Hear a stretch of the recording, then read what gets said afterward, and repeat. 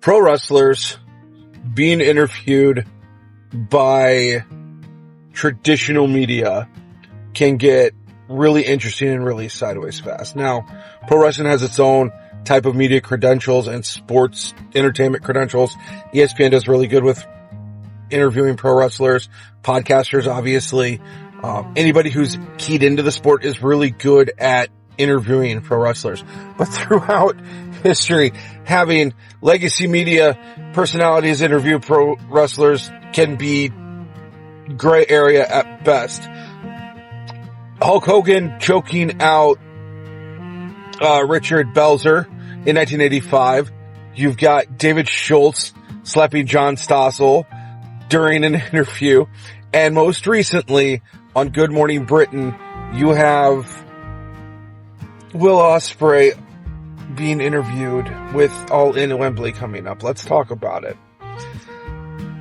Will Ospreay was being interviewed sitting alongside Jack Whitehall, who is a wrestling fan. He's a comedian and actor from the United Kingdom.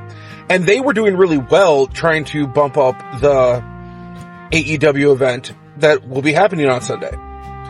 And it just feels like these two people interviewing them. Now, I'm not very familiar with Good Morning Britain. I'm not very familiar with legacy media anymore in the first place because of reasons. But it felt like every other time somebody from legacy media has interviewed a professional wrestler where either they don't care to do research or care to talk to people who are closer to professional wrestling, or they're just making light of it. Now, compared to the Belzer and Stossel incidents, this went great.